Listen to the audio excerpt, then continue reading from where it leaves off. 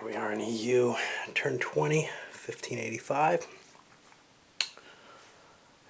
And what do we have coming up? Well, first of all,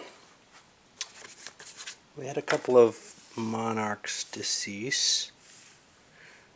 The Russian monarch, this was Ivan the Terrible's last turn, or this is the turn he was due to die. We didn't get a Peter the Great, so I don't have to worry about, gee, do I want to allow that or not, because obviously they didn't like that come the extension, and I agree, it's silly. It's very likely that Ivan the Terrible will turn into Peter the Great. Peter the Great showing up at that time is kind of a mixed blessing. Russia's not powerful enough to build St. Petersburg. Of course, they probably never will be, but that's besides the point. They're kind of ensured not to have that kind of time. This is not chocolate, it's some kind of plastic. Okay. And the Turks had a new leader. Now, they're still able to avoid their instability penalty because they got a new one. He's kind of lousy. He's not as good as the last one, but they got one who has enough military to prevent that from taking place. But once the military degrades, the Turkish leaders start dropping like flies. They have a penalty to their survival. They have penalties to their die rolls for the next leader, etc. So that sort of kicks in, and it just creates this horrible situation for the Turkish leaders from then on. Okay.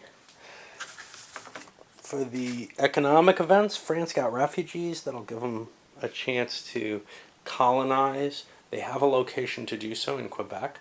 They really want to do it. They're allowed to do it because the religious wars are over. It reminds me, though, the Dutch have one of these in the bank. They have no bonuses on it, but they do have a free, strong colonization because of that. The Dutch got a diplomatic bonus on Denmark. Seems like the best country they can grab at this point. And the Turks got a fleet reorganization. Some others happened, I don't know, nothing exciting.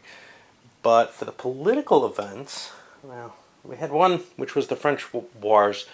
There's no R or D on them. There's no indication in the event what happens when you roll one of these. Part of me wants there to be a revolt, and I think I'll roll one because there should always be something. It could be something that doesn't affect anymore. So we're going to have a revolt in England. That could be a problem. Remember, they're still over their limit, and they're at 0. So they'll be rolling on here. They get an 8. It'll be in the Highlands, which is up here. And doesn't really matter unless England's going to go to war with Scotland, which I think is impossible. We'll see 7. It's going to be a weak revolt with a minor general. I don't think anything's going to come of it, so I'm not going to worry about it. Okay. The other events, though, the London Stock Exchange came into play. That's from the next period, as was the Dutch Stock Exchange, which happened back in period 1 or whatever. Well, at least this allows England to get a bonus on their loans. But here's the ugly one. Poland declared war on Russia. And, you know, here's where what I've been saying. Russia's just doomed. They have no money. They're stuck in this war that they can't win against a one-province area. And now Poland is going to sweep in and take stuff from them. And, I mean, obviously they have to offer a peace. But, you know, they're going to be bankrupted by this. They're just on this losing spiral. And it's a real problem for them. All right. Oh, I got a bunch of leaders I got to replace.